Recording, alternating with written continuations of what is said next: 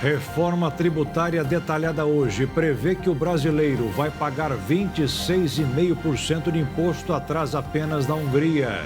De cada 4 domicílios brasileiros, 1 não tinha alimentos suficientes no ano passado. Por causa de menos gastos, escolas da rede estadual de ensino de todo o país têm mais professores temporários do que funcionários concursados. Justiça de São Paulo voltou a pedir a prisão do dono de um carro de luxo depois da divulgação de um vídeo em que ficou provado que ele não parecia bem, mas não fez o teste do bafômetro. Tratamento inédito contra doenças cardíacas começou a ser testado no Brasil. Milhares de portugueses participam de manifestações no aniversário de 50 anos da Revolução dos Cravos, que acabou com a ditadura de Antônio Salazar. Prefeitura de Veneza, na Itália, passou a cobrar tarifa de quem visita a cidade para evitar o excesso de gente nas ruas. E no sertão do Ceará, João Cabeludo não economiza pneu da moto que comprou há 20 anos para fazer todo tipo de carreto e cobrando bem pouco pelo serviço. Agora no Jornal das 22.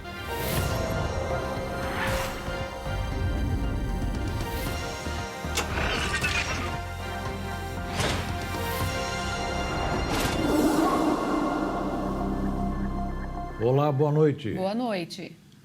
A equipe econômica do governo apresentou hoje os detalhes do projeto de regulamentação da reforma tributária. Em média, o brasileiro vai pagar 26,5% de impostos, o segundo mais alto do mundo atrás apenas da Hungria. Mas, segundo a equipe econômica, atualmente o custo é maior de mais de 34%. Pela proposta, o imposto pela compra de bens ou serviços será pago no destino, ao contrário do que acontece hoje. A diferença é que o tributo de um sofá fabricado em um estado do sul, por exemplo, ficará com a cidade ou estado onde a compra for feita. A medida poderá acabar com a guerra fiscal. O Ministério da Fazenda estima que a alíquota de referência do novo sistema tributário será de 26,5%, sendo 8,8% da contribuição sobre bens e serviços federais e 17,7% do imposto sobre bens e serviços, que é de competência dos estados e municípios. Essa será a alíquota padrão aplicada aos bens e serviços que não são beneficiados com algum tipo de tratamento diferenciado. O patamar também colocará a alíquota brasileira entre as maiores do mundo. Aí as pessoas falam, olha, a alíquota padrão do novo tributo vai ser de 26,5%. Ah, é muito alta para padrões internacionais. Por fora, sobre o preço sem imposto. Ao contrário do que acontece hoje, que a alíquota vem sobre o preço com imposto. Vai ser transparente. As pessoas vão saber quanto estão pagando de imposto quando estiverem comprando qualquer mercadoria ou qualquer serviço. Essa é a verdade. Hoje as pessoas não sabem quanto estão pagando.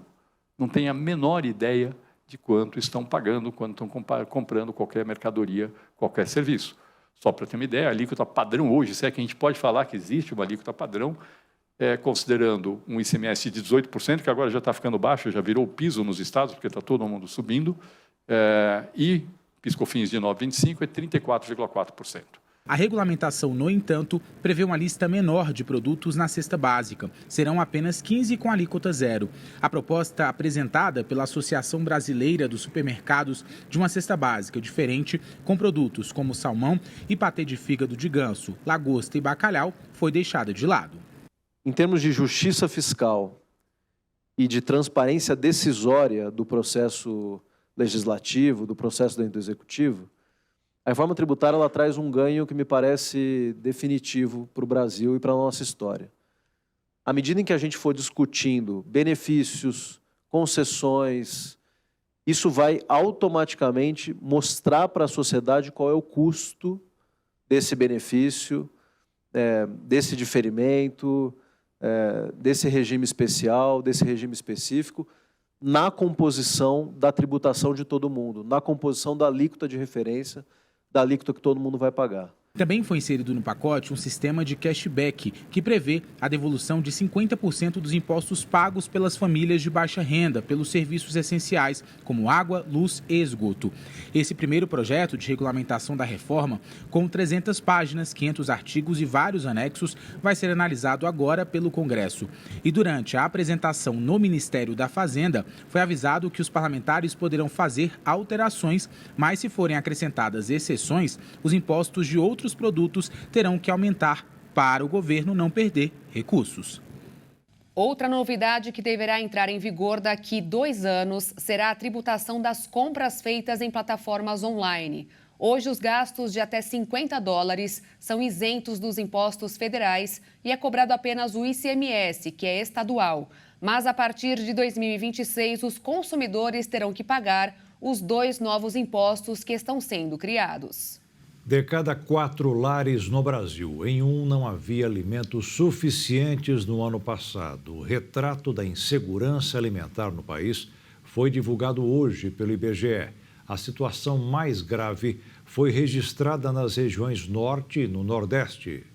Os números da Pesquisa Nacional por Mostra de Domicílios divulgados nesta semana pelo IBGE mostram que cerca de 64 milhões de pessoas, em quase 22 milhões de endereços espalhados pelo Brasil, convivem diariamente com algum grau de insegurança alimentar. O número de lares corresponde a 27% do total no país. De acordo com o órgão, o fenômeno não pode ser usado como um sinônimo direto para a fome, mas no grau leve representa a preocupação ou a incerteza quanto ao acesso aos alimentos no futuro. Na forma moderada de insegurança alimentar, há redução quantitativa de comida entre adultos e nos domicílios com a situação grave, a restrição de quantidade de comida também afeta as crianças. A insegurança leve é mais presente nos lares brasileiros. No último ano, esse grau alcançou 18,2% do total, seguida dos níveis moderados, com 5,3% e grave, com 4,1%. Apesar da situação afetar quase 3 em cada 10 lares, a proporção perdeu força na comparação mais recente divulgada pelo IBGE. O percentual de domicílios nessa condição era de 36,7% na última pesquisa feita pelo órgão no período de 2017 a 2018. Os intervalos dos anos não foi analisado devido aos efeitos da pandemia da Covid-19. Especialistas associam a redução da insegurança alimentar a fatores como a recuperação do mercado de trabalho e ampliação de programas sociais, atrelado à pequena queda no preço dos alimentos no ano passado. As regiões Norte e Nordeste lideram os maiores índices de insegurança alimentar, com quase 40%, sendo o Pará o estado com a maior proporção de domicílios dentro deste cenário, seguido pelo Amapá e de Sergipe. O destaque positivo vai para os estados do Sul, com mais de 83% dos lares, contando com alimento regular de qualidade e quantidade para a sobrevivência. No Sudeste, esse percentual ficou em 77% e no Centro-Oeste, 75,7%. Após o caso do cachorro Joca, que chocou o Brasil, o governo federal agiu rápido para tentar evitar que situações como essa ocorram novamente. Hoje foi dado o primeiro passo para a criação da chamada Política Nacional de Transporte Aéreo de Animais. O encontro, promovido pelo Ministério dos Portos e Aeroportos e pela Agência Nacional de Aviação Civil, contou com a presença de interlocutores da Gol, Latam e Azul, além da Associação Brasileira de Empresas Aéreas. Na sessão, ficou definido que a ANAC irá conduzir uma consulta pública para angariar sugestões da sociedade para aprimorar uma portaria que já existe, referente às regras para transportes de animais por meios aéreos. Na próxima terça-feira, dia 30 de abril, está prevista uma reunião proposta pelo Ministério dos Portos e Aeroportos a representantes do Congresso Nacional, na qual devem ser analisados projetos de lei que versam sobre o tema. Em paralelo com as reuniões emergenciais geridas pelo governo federal, os representantes das companhias aéreas brasileiras se comprometeram a estudar a possibilidade de implantar um sistema de rastreamento em animais transportados em porão de aeronaves. A medida também teria caráter emergencial, enquanto os setores envolvidos debatem como aprimorar a regulamentação sobre o transporte de animais em aviões para a criação da Política Nacional de Transporte Aéreo de Animais. Segundo informações, para agilizar o processo, o governo federal pretende lançar essa nova política de transporte ainda no primeiro semestre de 2024, ou seja, em pouco menos de 2 meses. O aumento da violência nas escolas do país fez o governo tomar mais medidas de combate a esse tipo de atitude. Os profissionais da educação, por exemplo, receberão melhores capacitações para atuar na prevenção e na resposta a emergências em ambientes educacionais. Desde abril de 2023 até agora, foram registrados quase 10 mil denúncias sobre ameaças escolares. Visando combater direto a violência escolar, o governo lançou nesta semana, no Diário Oficial da União, um decreto que cria o SNAVE, Sistema Nacional de Acompanhamento e Combate à Violência nas Escolas, que visa acompanhar casos dentro do ambiente escolar e promover assistências às instituições consideradas violentas. A publicação também define que serão consideradas as instituições de ensino em que ocorreram episódios de violência extrema, definida pelo ataque intencional contra as vidas das pessoas em ambiente educacional. Dentre as ações previstas estão a capacitação de profissionais para atuação na prevenção e resposta a emergências, fortalecimento de rondas especializadas para a prevenção dos casos, a capacitação de profissionais de educação para atuação na prevenção e na resposta de emergências, a identificação e monitoramento de ameaça às escolas, apoio e fortalecimento de rondas especializadas para a prevenção e resposta à violência nas escolas, entre outros. Até o início de abril, o Ministério da Justiça e Segurança Pública recebeu em um ano 9.400 denúncias, o que resulta numa média de quase 26 casos por dia, e investiga 2.800 casos de ameaça a escolas em todo o país. Os dados são de levantamento exclusivo feito pelos estudantes do ensino médio e apontam para a apreensão e prisão de 400 suspeitos envolvidos em atos e ameaças às instituições de ensino. A iniciativa foi criada em abril do ano passado, chamada Operação Escola Segura, e desde então foi contabilizado 12 tentativas de ataques em todo o Brasil. E veja a seguir, Justiça de São Paulo voltou a pedir a prisão do dono de um carro de luxo depois da divulgação de um vídeo em que ficou provado que ele não parecia bem, mas não fez o teste do bafômetro. E ainda, por causa de menos gastos, escolas da rede estadual de ensino de todo o país têm mais professores temporários do que funcionários concursados.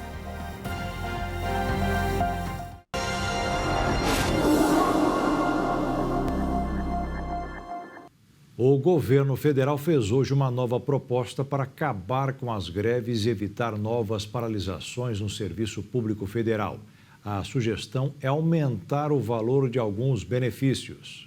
O reajuste está previsto em um termo de compromisso assinado nesta quinta-feira pela ministra da Gestão e Inovação, Esther Dweck. Na lista tem plano de saúde, também auxílio alimentação, além da assistência pré-escolar. Um reajuste de quase 50% em relação a esses benefícios. Então, a partir de agora, esses benefícios ficam da seguinte forma. No caso, então, do auxílio alimentação, passa de R$ 658 para R$ 1.000. Também em relação à assistência pré-escolar, passa de R$ 321 para R$ 484,90 e assistência à saúde suplementar, então, passa de R$ 144 para R$ 215. A ideia, então, do Ministério da Gestão e Inovação é de que a partir, então, do próximo mês de maio, esses benefícios que os servidores já vão receber no próximo mês já fossem reajustados. Mas acontece que a folha salarial do próximo mês já está fechada, os contra-cheques, e por conta disso vai ter uma retroatividade a partir do mês de junho. É importante reforçar que essa medida ocorre justamente em um momento de paralisação paralisação, de greve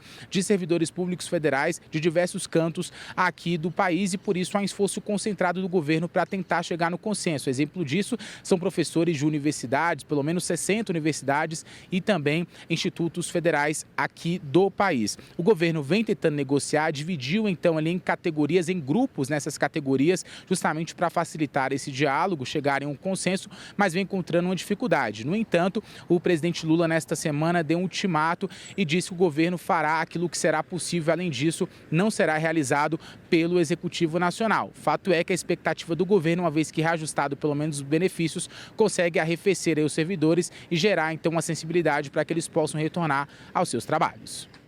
O presidente da Câmara, Arthur Lira, reajustou em 60% o valor da diária dos deputados. Agora, quando eles saírem de Brasília ou dos seus estados para trabalhar, irão receber R$ 842 por dia. Para o presidente da Câmara, o valor será de R$ 981. Arthur Lira explicou que o percentual apenas acompanhou a variação do índice oficial do custo de vida, já que os valores são os mesmos há 12 anos. Um levantamento revelou que os responsáveis pela direção das escolas estaduais de todo o país estão dando preferência à contratação de professores temporários. A busca é pela economia. A consequência foi que mais de 1/3 dos concursados perderam o emprego.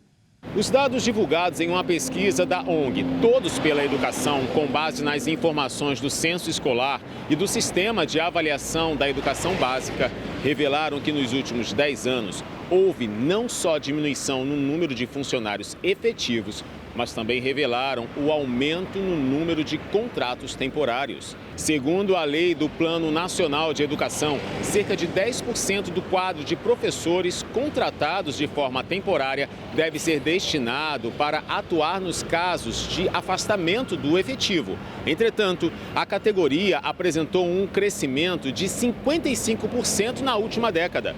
O motivo desse aumento seria que alguns estados estão optando pelos contratos temporários para evitar maior gasto com os servidores e com a Previdência.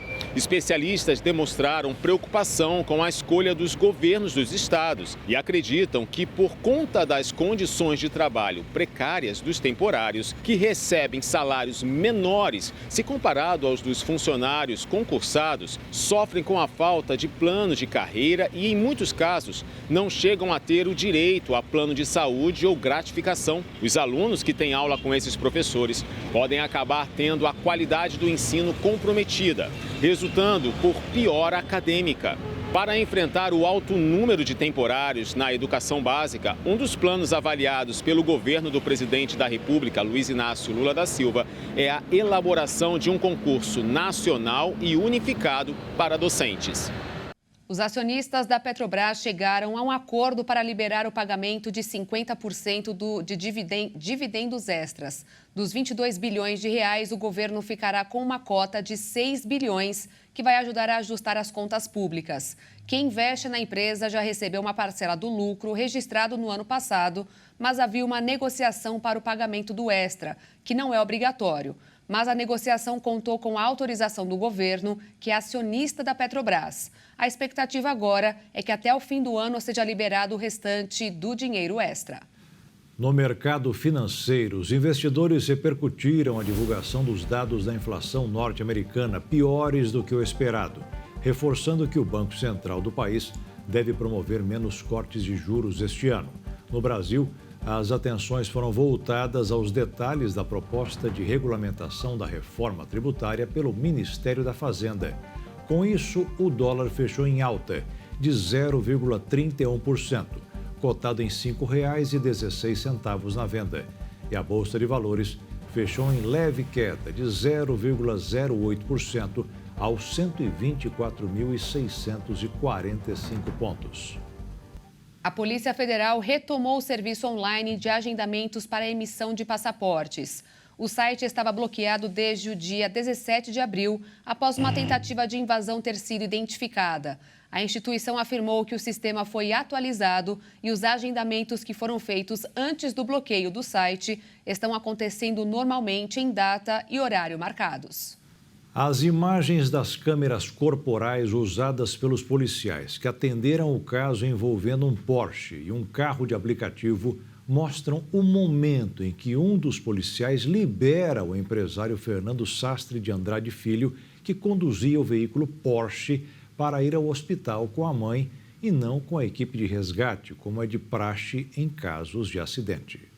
Nas imagens é possível ver o momento em que o condutor do carro de luxo, o empresário Fernando Sastre Andrade Filho, foi liberado pelos policiais militares da cena do crime sem fazer o teste do bafômetro. O vídeo foi obtido e divulgado pela TV Globo. Nas imagens é possível ver que inicialmente os policiais militares evitaram que Fernando e sua mãe, Daniela Cristina Medeiros de Andrade, deixassem o local do acidente quando perceberam os dois se retirando. Logo depois, uma policial pergunta se Fernando estava dirigindo o veículo. Ele responde com a voz arrastada e com dificuldades para falar. A mãe de Fernando então afirma que queria apenas levá-lo com urgência ao hospital. Nesse momento, uma testemunha chega a dizer que viu o carro do empresário passar voando antes da colisão. Após filho e mãe terem sido abordados, eles tiveram seus dados registrados pelos policiais. Mas depois, os PMs foram convencidos de que ela levaria o filho sozinha ao hospital, resultando na liberação do condutor. Ele não quis ser atendido porque o bombeiro e a ambulância estavam aqui. Levou um amigo dele que foi... Eu quero o Marcos. Tava mais... Foi socorrer, que tava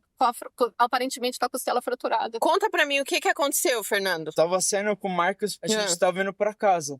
E aí aconteceu um acidente horrível. Foi isso. Pelo amor de Deus, deixa eu levar ele pra fazer tomografia, moça. Se ele tiver batido a cabeça, cada minuto conta. Você bateu o cacete? Ele não sabe. Não, o Marcos se machucou. O Marcos seu nariz tá sangrando. Você só lembra disso, você não lembra mais nada que aconteceu. Você só lembra que tava com seu amigo. Não, a gente tava saindo da festa.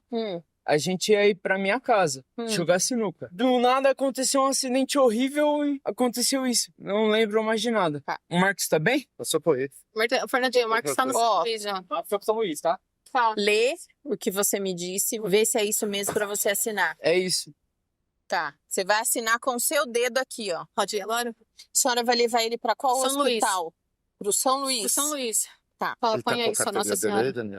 Tem online no celular. Mas aonde tá o Marcos? Do São Luís. Pode ir? Pode Obrigado. ir lá. Obrigada. De nada. Uma sindicância realizada pela Polícia Militar constatou que houve falha no procedimento dos policiais que atenderam a ocorrência. Em nota divulgada na última terça-feira, a Secretaria de Segurança Pública de São Paulo afirmou que a sindicância analisou as câmeras corporais dos PMs e identificou que a equipe errou ao não submeter Andrade Filho ao teste do bafômetro. Diante da constatação do erro, foi aberto um processo de responsabilização dos policiais envolvidos no caso. Os laudos da perícia e as imagens das câmeras corporais foram entregues à Polícia Civil, que investiga o caso. A Polícia Civil de São Paulo concluiu o inquérito do caso do Porsche e pediu pela terceira vez a prisão do motorista do carro de luxo, o empresário Fernando Sastre de Andrade Filho, indiciado por homicídio por dolo eventual, lesão corporal e fuga do local do acidente ocorrido em 31 de março. A mãe de Fernando, Daniela Cristina de Medeiros Andrade, também foi indiciada por fuga do local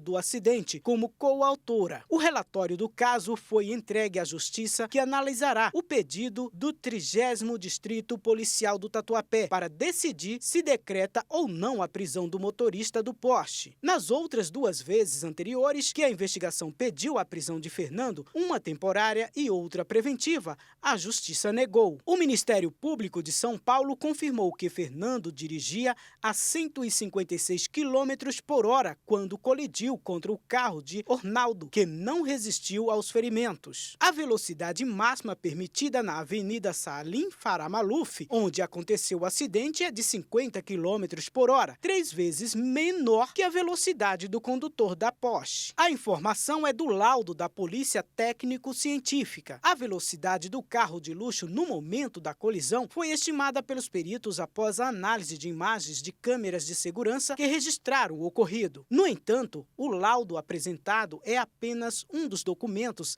a serem entregues para a Polícia Civil. O Instituto de Criminalística e o Instituto Médico Legal também devem preparar conclusões. A Polícia Técnico-Científica realizou nesta quinta-feira a reconstituição do acidente envolvendo o Porsche do empresário Fernando Sastre de Andrade Filho, que terminou com a morte do motorista de aplicativo Ornaldo da Silva Viana em 31 de março, na zona leste de São Paulo. Os peritos utilizaram drones e scanner 3D para realizar o levantamento topográfico e um mapeamento em 360 graus da Avenida Salim Farah Maluf, no Tatuapé, onde ocorreu o acidente. Segundo a Secretaria de Segurança Pública, o trabalho vai resultar na produção de uma animação que vai mostrar onde estavam cada pessoa e elemento no momento da batida. A partir dessa animação, peritos poderão analisar a dinâmica do caso pelos mais diversos ângulos.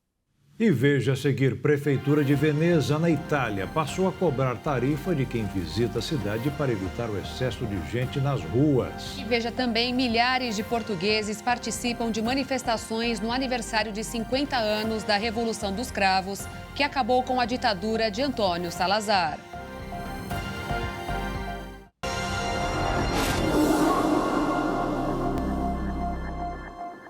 Um relatório da Anistia Internacional sobre Direitos Humanos mostra dados da violência policial no mundo, com destaque negativo para o Brasil. O documento contém análises de 156 países e dedica cerca de 5 páginas aqui para o Brasil. Dificuldades da população em acessar direitos básicos, demora na demarcação de terras indígenas e, principalmente, a violência policial foram alguns aspectos que a ONG da Anistia Internacional abordou no relatório. De acordo com a organização, pessoas são prejudicadas de maneira desproporcional por conta de uma série de operações policiais que acontecem na periferia e em favelas brasileiras. Segundo o documento, 394 pessoas foram mortas durante ações policiais na Bahia, Rio de Janeiro e São Paulo, apenas no período de julho a setembro de 2023. O relatório relembrou que em outubro do ano passado, os 120 mil habitantes do complexo da Maré, na zona norte do Rio, foram afetados por 6 dias de ações das forças de segurança. Na ocasião, cerca de 3 mil consultas médicas deixaram de acontecer e mais de 17 mil estudantes tiveram as aulas suspensas. O Conselho cita também a morte de crianças e adolescentes, mencionando o óbito de Tiago Flauzino, de 13 anos, que foi baleado durante uma operação da Polícia Militar na Cidade de Deus, na zona oeste do Rio, e de Eloá Passos, de 5 anos, também morta durante uma troca de tiros no Morro do Dendê, na Ilha do Governador. Na ocasião, a criança estava dentro de casa. A Anistia Internacional menciona ainda que o Brasil possui uma das maiores desigualdades do mundo, o que gera uma série de violações de direitos, principalmente em relação a negros e às mulheres. Um estudo da OMS publicado na revista científica The Lancet revelou que as vacinas salvaram milhões de vidas nos últimos 50 anos. As vacinas salvaram mais de 154 milhões de vidas nos últimos 5 anos, o equivalente a 6 vidas por minuto. Os dados são tirados de um estudo da Organização Mundial da Saúde, publicado nesta quarta-feira pela revista científica The Lancet.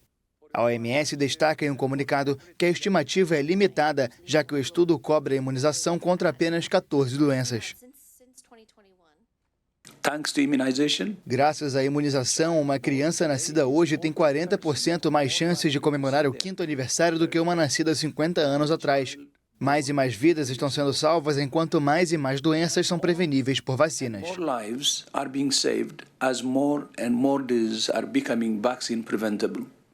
O estudo mostra que a grande maioria das vidas salvas pelas vacinas no período foi de lactantes. Entre as vacinas incluídas na pesquisa, a do sarampo teve o impacto mais significativo na redução da mortalidade infantil, com 60% das vidas salvas. O primeiro-ministro do Haiti, Ariel Henry, renunciou ao cargo nesta quinta-feira, quando um conselho de transição assumiu o poder com o objetivo de devolver a estabilidade ao país, onde a violência das gangues tem causado caos e miséria. O ministro das Finanças Henri Michel Patrick será o primeiro-ministro interino, de acordo com o Diário Oficial do país. Em uma carta datada da última quarta-feira e compartilhada nas redes sociais nesta quinta-feira, Henri disse que seu governo serviu a nação em tempos difíceis. O governo cessante do Haiti formalizou o processo de transição há 2 semanas, um mês depois de Henri ter anunciado que renunciaria assim que o conselho fosse instalado. Henri deixou o Haiti em fevereiro deste ano para buscar ajuda internacional para a polícia em suas batalhas contra gangues armadas e poderosas. Mas ele ficou travado fora do país quando as alianças das gangues ameaçaram tomar completamente Porto Príncipe, capital do país. Com dificuldades para retornar, Henri anunciou sua intenção de renunciar. O governo brasileiro decidiu aumentar em quase 450% a contribuição para a Agência da ONU para os palestinos. Em 2022-23, o Brasil fez 2 doações de R$385 mil. Este ano o valor será de R$2 milhões. O presidente Lula vai cumprir uma promessa feita em fevereiro durante um discurso na Liga dos Estados Árabes em Cairo, no Egito. As manifestações em apoio à Palestina continuam crescendo em universidades norte-americanas. Em diversas cidades, os confrontos entre manifestantes e policiais estão cada vez mais violentos. Em Atlanta, diversos agentes da polícia entraram na Universidade de Emory para acabar com o acampamento montado pelos estudantes. Em Emerson College, em Boston, 108 pessoas foram presas e 4 policiais ficaram feridos. Prisões também foram realizadas em universidades da Califórnia e do Texas. Os manifestantes, muitos deles judeus, contrários à guerra na faixa de Gaza, são acusados, em alguns casos, de antissemitismo por estudantes e professores. O principal pedido dos universitários é pelo fim do financiamento e projetos das faculdades com empresas envolvidas com Israel e a faixa de Gaza, que vão desde fabricantes de armas a empresas de tecnologia como Google e o Airbnb. Até agora, as universidades não atenderam o pedido dos universitários e devem continuar com os investimentos e parcerias. O exército israelense intensificou os ataques aéreos na região de Rafah. Nos momentos da ofensiva, Israel disse que retiraria todos os civis da cidade e lançaria um ataque total. Mesmo com avisos, aliados de Tel Aviv disseram que isso poderia causar mortes em massa na região. Pelo menos 5 ataques aéreos de grande escala aconteceram nesta quinta-feira. A ofensiva atingiu algumas residências e matou 6 pessoas. O embaixador palestino nas Nações Unidas, Ibrahim Krahish, afirmou ter receio do que pode acontecer em Rafah, já que o nível de alerta é muito alto. De acordo com o embaixador, muitas pessoas estão deixando a região por medo de perderem suas famílias. Mas sem ter para onde ir, a população está confinada na região norte do país. Também alvo dos ataques israelenses, já que neste 7º mês da guerra contra o grupo Hamas, as forças israelenses também retomaram os bombardeios das áreas norte, central e leste. Recentemente, o gabinete de guerra israelense realizou reuniões para decidir como poderiam destruir alguns dos últimos batalhões do Hamas em Rafah. Porém, ainda não existe uma data para que as operações terrestres comecem na região. Segundo o porta-voz de Israel, David Mencer, o Hamas abandonou as negociações para libertar reféns. Nesta quinta-feira, os Estados Unidos e outros 17 países com cidadãos sequestrados pelo Hamas emitiram um apelo ao grupo militante palestino para libertar reféns doentes, idosos e feridos, como forma de acabar com a crise em Gaza. Até o momento, mais de 34 mil palestinos morreram na guerra, que parece não ter fim. Mas, na verdade, vai terminar quando Israel cumprir o que estabeleceu, acabar com o grupo Hamas. Por outro lado, o grupo Hamas, apoiado pelo Irã, prometeu destruir Israel. Em outra vertente da guerra, outro adversário israelense, o grupo Houthis do Iêmen, realizou um ataque a um navio na região do Mar Vermelho. Além de assumirem os ataques, eles dizem que as ações fazem parte de uma campanha de solidariedade com os palestinos, que lutam contra Israel em Gaza. Milhares de pessoas saíram às ruas de diversas cidades portuguesas, principalmente da capital Lisboa, para comemorar os 50 anos da Revolução dos Cravos. Movimento responsável por derrubar a mais longa ditadura fascista na Europa e instaurar a democracia no país. Neste dia 25 de abril, Lisboa também pode ser chamada de capital mundial da democracia. Durante todo o dia, a população foi às ruas para relembrar a Revolução dos Cravos, no dia em que o movimento completa 50 anos. As celebrações começaram na Praça do Comércio de Lisboa, à beira do Rio Tejo, onde 2 embarcações fragatas foram atracadas, enquanto veículos militares e mais de 400 soldados desfilaram e cantaram o hino nacional sob aviões de combate que rugiram no céu. Toda essa festa para honrar a memória dos heróis que lutaram pelo país e acabaram com a ditadura comandada por 2 homens autoritários. Antônio Oliveira Salazar, que governou o país de 1932 a 1968, e Marcelo Caetano, sucessor de Salazar, que ficou no comando até 1974. A revolução que derrubou a ditadura aconteceu praticamente sem derramamento de sangue e, por esse motivo, a flor do cravo foi o principal símbolo da Revolução dos Cravos em Portugal. De acordo com historiadores, quando os portugueses souberam que os militares queriam lutar para reerguer a democracia, eles colocaram essas flores vermelhas em suas armas. Celeste Caeiro, que possui hoje 90 anos, repetiu durante a celebração o gesto que deu origem ao nome da Revolução. Emocionada, ela deu um cravo vermelho a soldados e policiais que acompanhavam a manifestação. Assim, a Revolução foi conduzida por um grupo de oficiais do Exército que queriam pôr fim à ditadura e às longas guerras contra movimentos de independência nas colônias da África. Embora a democracia multipartidária portuguesa seja estável e a infraestrutura do país tenha se modernizado desde 1974, em especial após a adesão à União Europeia e o acesso a fundos de desenvolvimento, Portugal permanece sendo o país mais pobre da Europa Ocidental. Agora, quem quiser visitar o centro histórico da cidade de Veneza, na Itália, terá que pagar uma taxa como forma de conter o turismo em massa no local. Mesmo com o valor considerado moderado e nenhum limite de visitantes diários, as autoridades municipais esperam que isso desencoraje alguns dos turistas que lotam suas vielas e as pontes sobre seus canais nos dias mais movimentados. O prefeito Luigi Bruniaro reconheceu que a medida é um experimento e será acompanhado de perto por outras cidades do mundo que se encontram em situação semelhante. Os ingressos, em formato de QR Code, devem ser apresentados aos fiscais de quem quiser entrar na cidade entre as 8h30 da manhã e 4 da tarde. Quem tentar passear sem pagar pode ser punido com uma multa que pode passar de R$ 1.600. Só estão isentos quem tiver reservas em hotéis e for menor de 14 anos. Os moradores, porém, são contra a medida e não querem que o local se transforme em um museu. Uma manifestação está prevista durante esta quinta-feira para protestar contra a medida. E veja ainda hoje, tratamento inédito contra doenças cardíacas começou a ser testado no Brasil. E ainda, no sertão do Ceará, João Cabeludo não economiza pneu da moto que comprou há 20 anos para fazer todo tipo de carreto e cobrando bem pouco pelo serviço.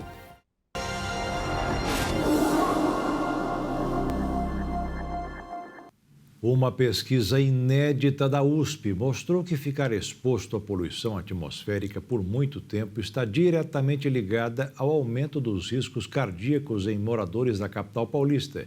E para quem é hipertenso, o perigo é maior. O estudo mostrou que a poluição atmosférica pode aumentar o risco de fibrose cardíaca. Segundo a pesquisa, essa patologia está relacionada ao tempo de exposição às partículas de carbono negro, um material extremamente poluente gerado a partir da queima de combustíveis fósseis nas cidades. Para fazer essa relação, os pesquisadores analisaram autópsias de 238 pessoas e dados epidemiológicos da capital. Familiares das vítimas também foram entrevistados ao longo do estudo para o levantamento de informações sobre fatores de risco, como histórico de tabagismo e hipertensão. Os cientistas constataram que o risco é aumentado para indivíduos hipertensos, tanto fumantes quanto os não fumantes. Já entre os não hipertensos, Os maiores riscos foram observados principalmente entre os tabagistas. Mas é importante ressaltar que a exposição à poluição dentro da mesma cidade depende dos hábitos e deslocamentos de cada pessoa. Quem passa muitas horas em corredores de tráfego, por exemplo, se expõe a uma concentração muito maior de poluentes. Por meio das evidências descobertas sobre os impactos da poluição do ar na saúde cardiovascular, os autores da pesquisa destacam a necessidade de medidas eficazes para a redução das emissões de poluentes na atmosfera, como o incentivo ao transporte público sustentável e aumento de fontes de energia limpa. O estudo inédito, que acaba de ser publicado em uma revista científica, foi realizado por pesquisadores da USP com apoio da FAPESP, a Fundação de Amparo à Pesquisa do Estado de São Paulo. E um tratamento inédito para uma doença cardíaca começou a ser testado no Brasil, podendo beneficiar principalmente idosos acima de 70 anos. O novo tratamento tem um foco específico na substituição da válvula tricúspide. Mas para entender melhor como funciona, é necessário entender também o que é essa tal válvula. Basicamente, temos 4 válvulas no coração, sendo 2 do lado esquerdo e 2 do lado direito. Essa, em específica, a válvula tricúspide, faz a admissão do sangue no lado direito do coração, ou seja, onde o sangue chega, e então ela tem uma importância significativa na regulação do fluxo sanguíneo cardíaco. Os cardiologistas explicam que essas válvulas, com o passar dos anos, acabam por calcificar e degeneram. Com isso, surgem as insuficiências cardíacas. Até hoje, uma das cirurgias que mais eram feitas em caso de problemas no coração era a operação chamada de peito aberto. Mas agora, com esse novo tratamento que começou a ser testado no Brasil, não existe mais a necessidade dessa cirurgia extremamente invasiva. Isso porque os médicos terão a possibilidade de usar um catéter para levar essa nova válvula para o coração. Os médicos explicam também que para executar esse procedimento é feito um furo na virilha ou na jugular do paciente e, com isso, por um catéter, é levada essa nova válvula. Ela fica fechada, mas os especialistas informaram que, assim que implantada, começa a funcionar perfeitamente. Além da velocidade, praticidade e cuidado com o paciente, os cardiologistas afirmam ainda que esse novo tratamento ajuda principalmente na recuperação do paciente, que é muito mais rápida e simples do que com o método antigo de operação. Esse tipo de procedimento ainda é caro, por terem tecnologias novas, muito trabalho de pesquisa e investimento alto da indústria.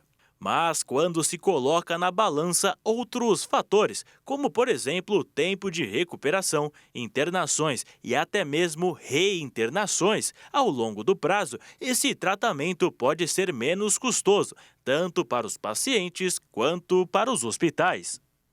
É possível desabituar o cérebro para evitar aquelas situações que continuam em nossa rotina no dia a dia e só nos fazem mal. O truque para isso requer esforço, mas é bem simples.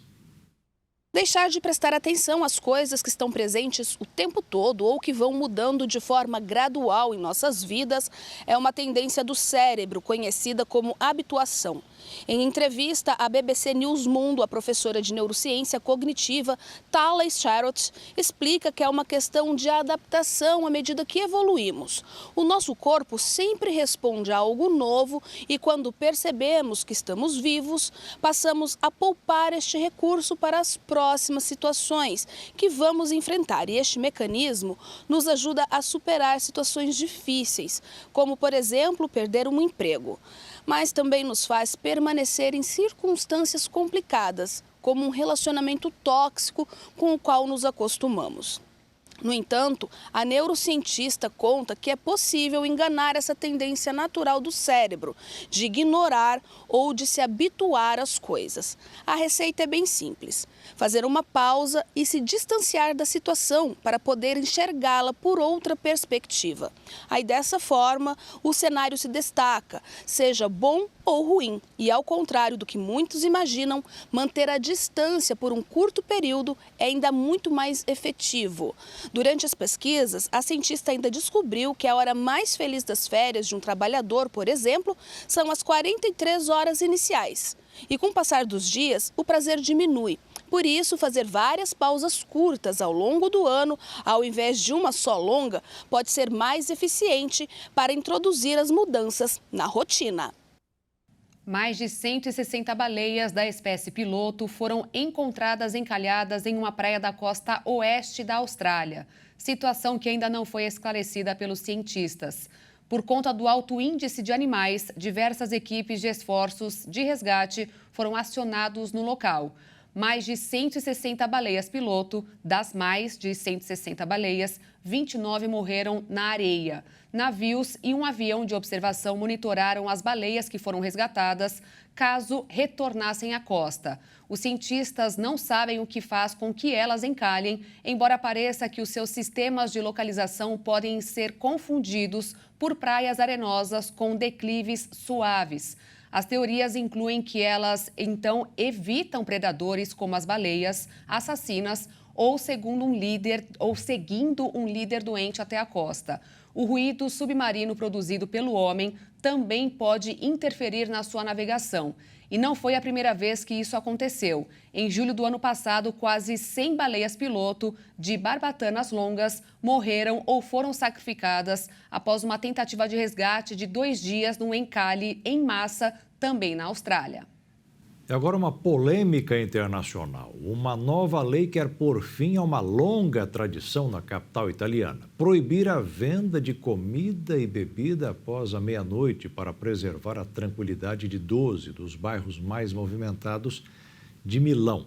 Essa proibição que as autoridades dizem ser necessária para combater o ruído excessivo em áreas residenciais também impediria os estabelecimentos de servir comida e bebida em áreas externas, entre meia-noite e meia até às 6 da manhã, nos dias de semana, e da 1h30 da manhã até às 6 nos fins de semana. Críticos dizem que a medida vai contra a cultura do país, que, aliás, atrapalharia também os milhões de turistas que passam por lá todos os anos. Se aprovado, o bloqueio entrará em vigor já no próximo mês e durará até novembro, depois que a temporada turística deste ano terminar. Um engenheiro aposentado há anos dedica a sua vida para retirar das areias das praias plásticos que possam poluir os oceanos. Com plástico recolhido, ele passou a fazer esculturas e agora ganhou até mesmo um espaço em galerias na Inglaterra. Desde 2016, quando Rob Arnold encontrou uma enseada isolada, mas repleta de lixo plástico, ele decidiu não só limpar a praia, mas também expor a degradação ambiental através de sua arte. Rob explica que decidiu agir em prol do meio ambiente após descobrir que aves morriam por ingestão de plástico em Midway, um atol localizado no Oceano Pacífico e a quase 2.000 quilômetros de distância das terras firmes no continente mais próximo. Desde então, o escultor passou a atuar com ONGs e instituições no combate à poluição.